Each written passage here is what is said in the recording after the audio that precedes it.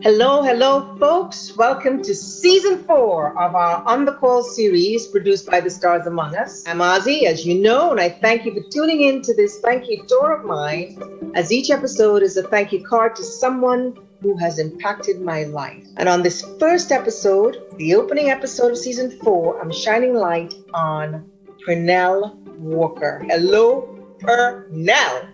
Hello.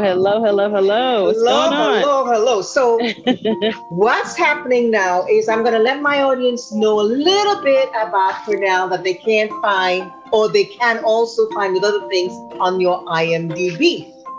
So folks, Pernell is a Bronx-born actress with a BA from City College and an MFA in acting from the Actors Studio Drama School, formerly the New School. She has worked in film, television, and theater with the likes of Dee Reese, Ava DuVernay, David Simon, Ben Affleck, Matt Damon, Kevin Bacon, 6 Degrees, Maggie Gyllenhaal, Dick Wolf, Oprah Winfrey, Jodie Foster, Lee Daniels, Martin Scorsese, Steven Soderbergh, and others. I'm exhausted, and that's just part list. Okay? Pernell and I met on the film by Dee Reese back in 2011. I believe, Pariah. I played her mom. And for her role, Laura, as she played a gay woman, she was nominated for the Black Reels Award for Outstanding Actress. And I feel there are some other outstanding actress awards that are coming her way with the way and the roles that she's working. Oh, thank you. You're welcome. And with that, in about 2012, she opened up a reading series, and I was honored to open that series with a piece that I was writing, and then she called me back to close it, which was a stunner at the end of the series, and and that helped me so much in my writing that again I am in debt to Miss Pernell Walker.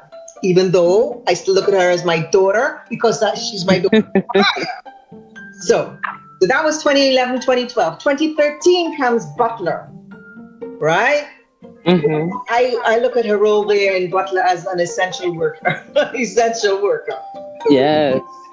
Then in 2014, we got Annie, where she played the auditioning mom. When We Rise, she played Gwen, again working with Dee Reese, 2017. The Deuce, 8 episodes as Ruby Thunder Thighs, very well known to date with creators from The Wire. Yes. And in this one, Ruby Thunder Thighs was a prostitute. So we're looking at roles of the maid, the mom. She was in Law and Order 2018, Adventures in America, now playing another 8 episodes in a comedy. Then we go back to Ava DuVernay, When They See Us, 2019, Gina. I love the lines, his 15 minutes almost up. Makes you think about what we're 2021 right now. Yeah. And then we close with her on City on a Hill 2021, Grace Campbell, 8 episodes. There's something about that 8 that seems to be speaking to me. And now she's a mom. So what I have found that people have described you as fearless, transformative. But I've also found that the roles that you're in have shown a lot of humanity, whether you're playing a prostitute, mother. Thank you. And yeah. What are your thoughts about that? Well, that's my main goal as a storyteller, Whatever the writing says, I have to find the heart of that person, because everybody's not perfect, but everyone is human. So I have to find that humanity for myself in my work, so I can see what's similar between that character and me and what may seem different, but still some aspect of me coming through that difference.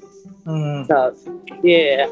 What is also interesting in listening to the conversations you've had with others is that you've always seemed to be stumped about finding actors who are at the top of the game that you have the opportunity to work with as being nice, grounded, welcoming, and collaborative. Oh, yeah. I love it. I've worked with a lot of great people. And really nice on set, you know.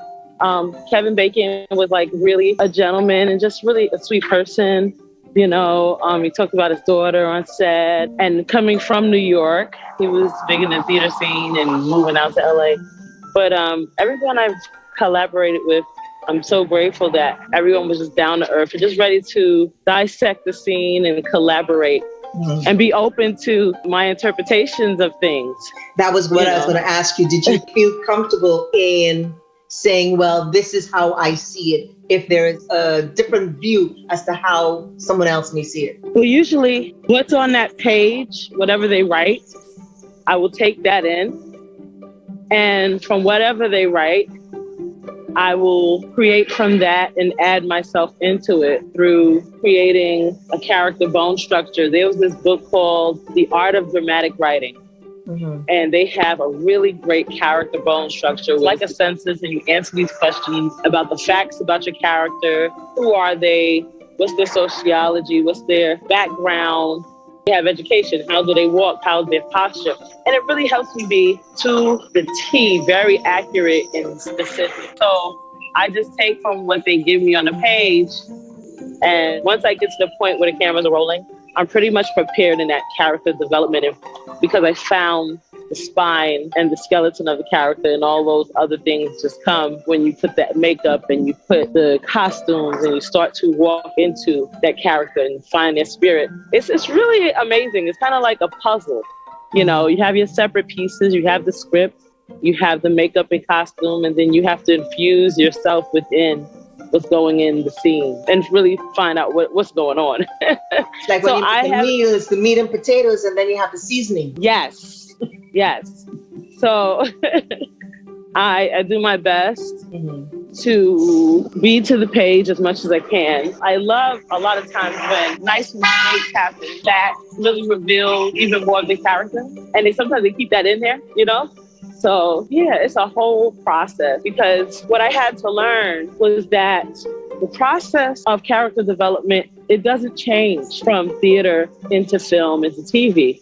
You're doing that same investigative work. What I learned was it was like a puzzle, putting all the pieces together, and that the process of theater, the process of character development from theater into film and TV is really not that different. It's just a different medium. So you still have to do your transformational, multi-layered character development so they feel real. And when I understood that, that's when I started booking more in TV and understood what can I add to it. You know, it's the same type of work. It's investigative. You're putting the pieces together, what's given. And I love it, you know? So would you say also the character is one thing, but when you're on set, what is it you love with reference to being on set outside of the character? It's like it feels like a creative party to me. You see all of the elements coming together with the scenic design, gives you the place, the costumes, and a lot of times the director and the writer will be on set to see what you do and how you create with their words. I love set life. I really do. Because I've begun to appreciate crafting a performance. Now we're in the age of, we're doing our own self-tape. And at first I was like, oh my God, I have to be the camera person, the makeup person. Right. But when I get down to doing it, all this prep, the makeup, learn the material, I find myself loving the process of crafting a performance.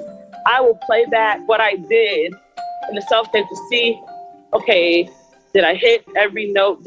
Is this clear? What's going on here? Top and bottom. And sometimes I'll do a lot of take of something until I feel in my spirit, like, I feel that is the one.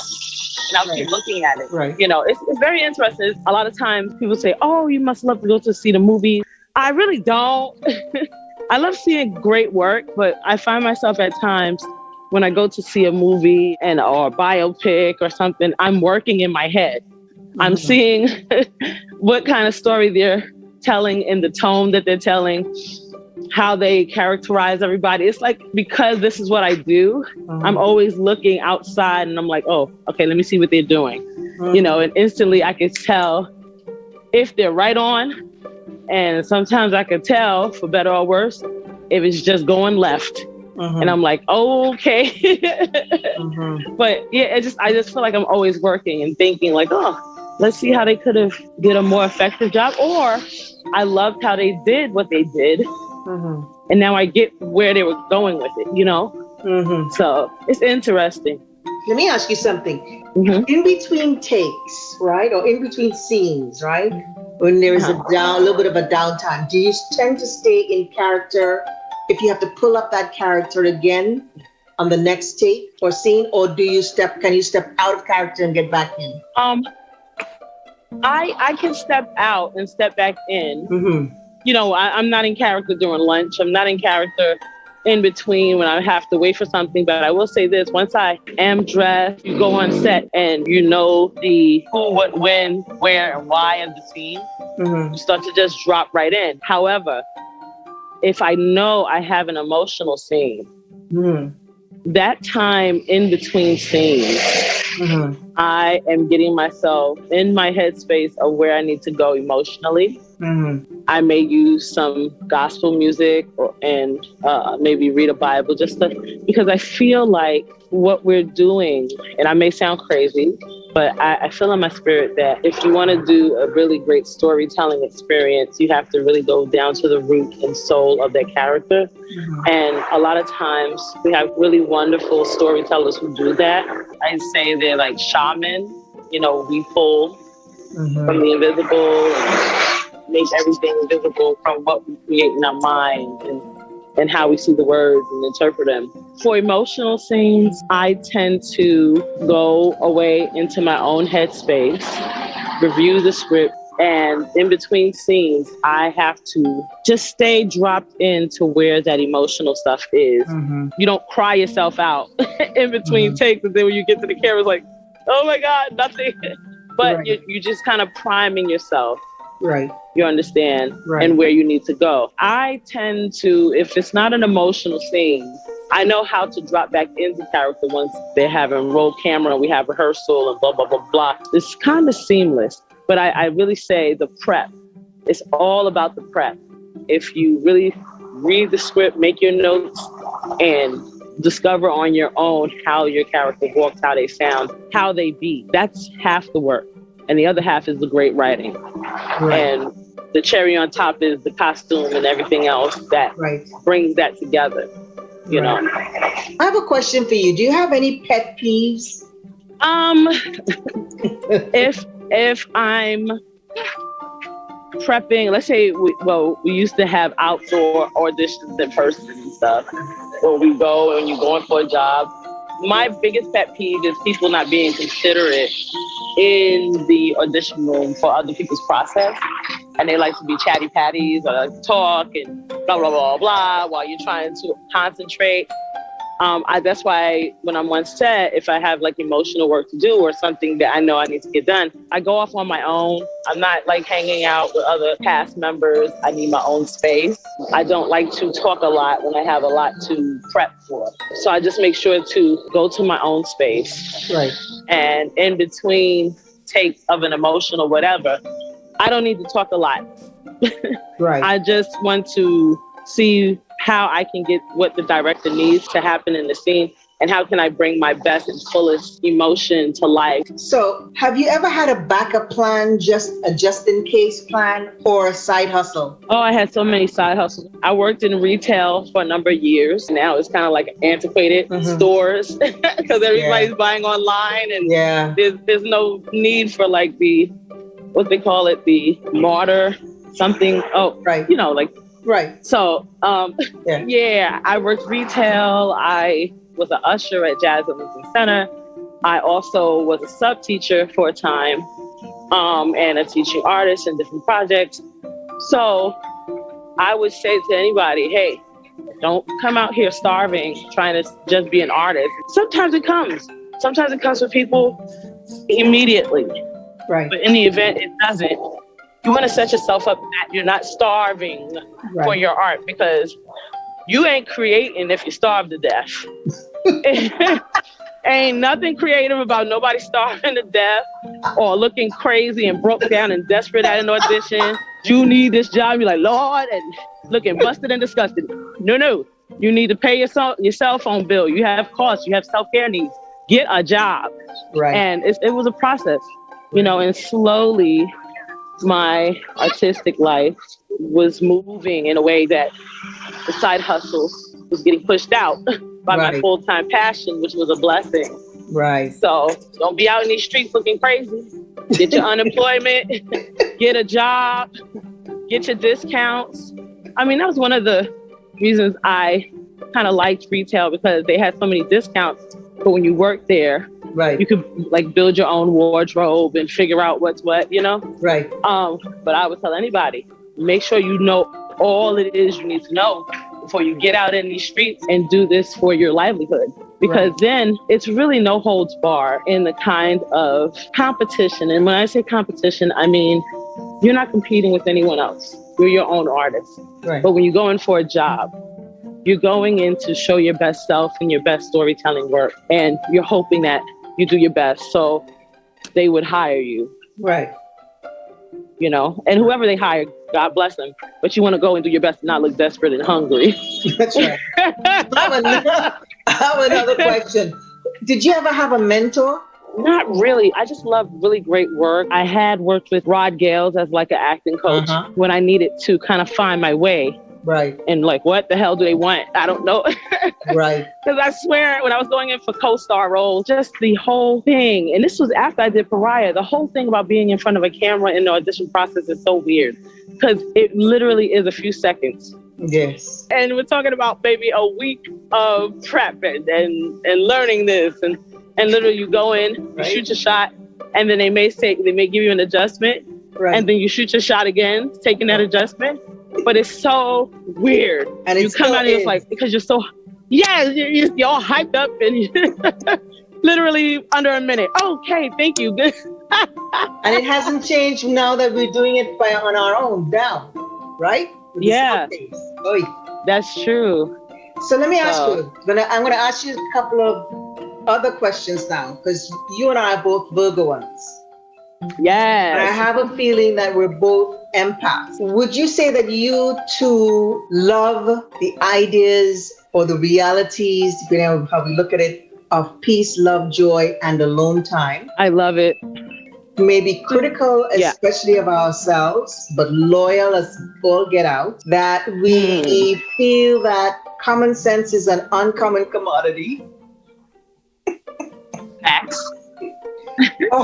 And always looking toward improvement, but can be overthinkers. Caring, showing love through acts of service, and major givers. Yes, no, add to, or what do you have to say to that? I believe it. I can definitely feel when I need a break and I need to recharge. Let's say things from my parents, errands, and I'll get to a point and I just say, listen, I'm going for a walk. I need some time for myself, and I'll take that time. But let me ask you, would that be something that you'd find more so now based on what we have been through as human beings since March of 2020? That we're giving more self-love? Yes.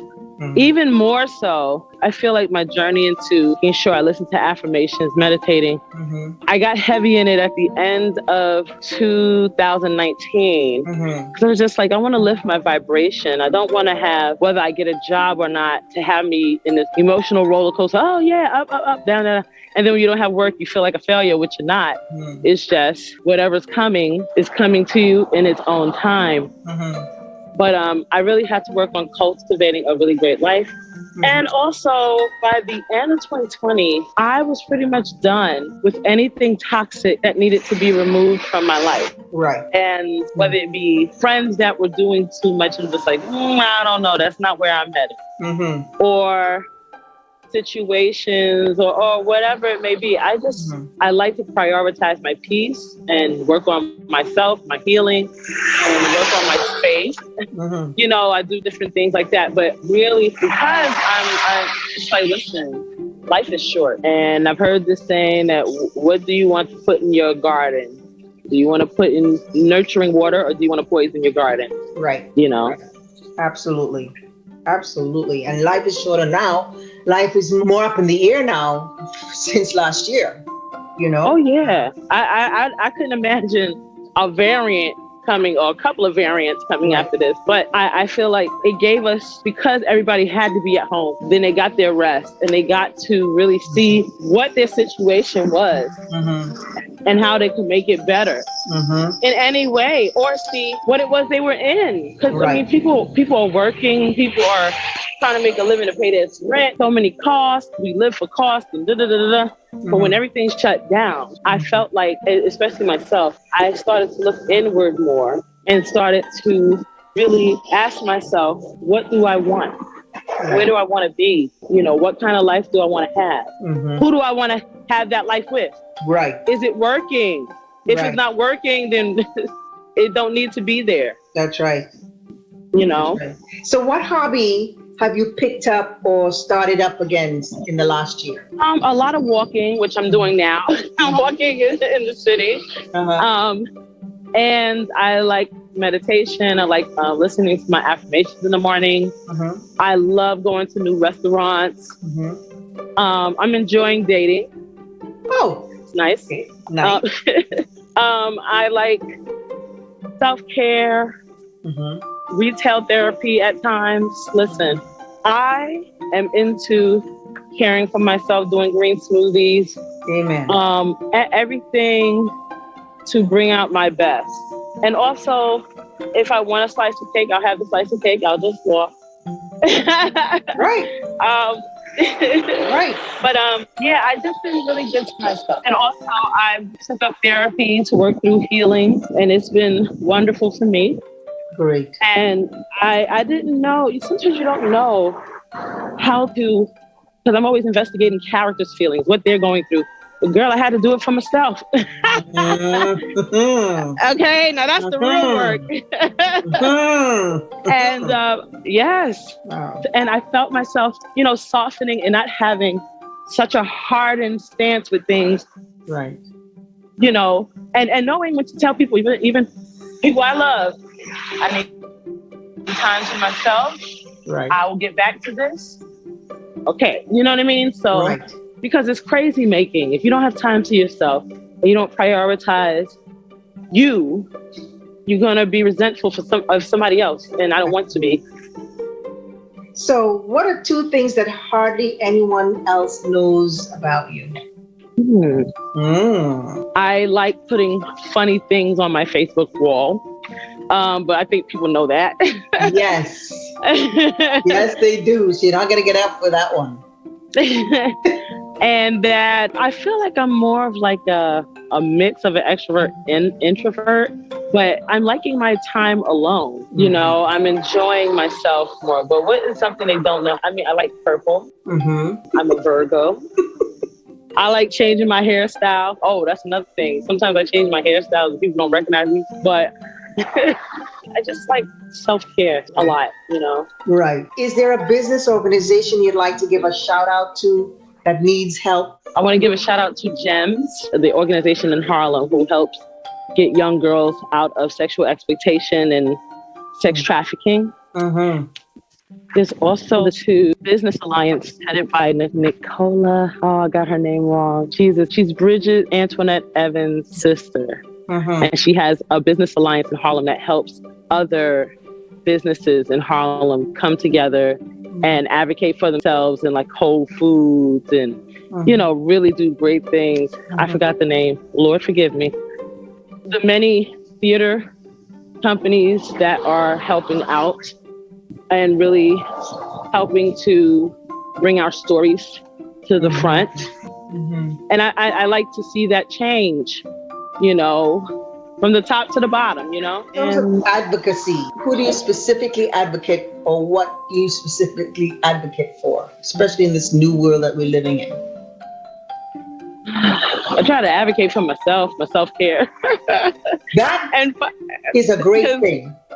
You have to. It's just because sometimes, and I love working and I love self-submitting, but sometimes it could be a bit much when you have, you know, you have back-to-back things. And sometimes I'll find myself in the house for maybe 2 weeks Right. because I've been studying and self-taping, and then another one comes self-tape, so and you'll get burnt out. So Yeah. I have to know and advocate for myself when I have burnout, or even ask for a longer deadline, because I'm not a robot. So let me ask you something. Let's say today you got maybe 2-3 self-tapes to do, and you have maybe till Sunday, Monday to do them. But then you feel a little bit tired, and you look at them and you say, do I need to take the time off? Do you decide not to do them? Do you call out or book out? It depends. If I'm getting 2 self-tapes that are around the near time, maybe if I can request to stagger it a bit. And then it's really in preparation. Like if I'm really on it, I will pre-prep. Let's say if it's due on that Monday and you get these on Thursday and it's 2, and let's say they're both 6 pages. Lord have mercy. Yes. I will dedicate maybe a day and a half to learning and going over the sides. Right. Just the sides, understanding it, going over it. And you'll find that it doesn't take a long time to learn sides. It's a matter of prepping for when you have to film and the makeup and what you're going to wear and the light and the camera and all that other stuff. But I like to get stuff in before the deadline if I can, so I can have a life and don't feel burned out. Because I'm telling you, that's why I'm out in these streets right now walking around, because I was like, I'm done with my self-tapes. I'm going to go out and take my time. And also I had painters come in and repaint in my house. So that was a whole shebang. I could put back things in the house, but I was like, I need to get out this house. And I need to walk. I got to get out this damn house, because also you don't know what can happen. That's one other thing 2020 told me, because there was a thing when everybody was sheltering in and don't go out. We don't know how this thing is spreading, blah, blah, blah, blah, blah.